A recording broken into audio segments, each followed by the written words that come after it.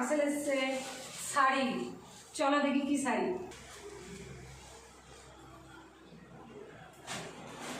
দেখেন কি শাড়ি এসছে।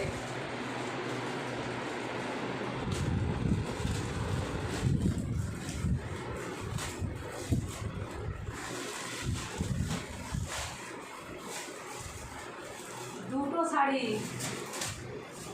দুটোই ব্ল্যাকেতে আর পিঙ্কেতে।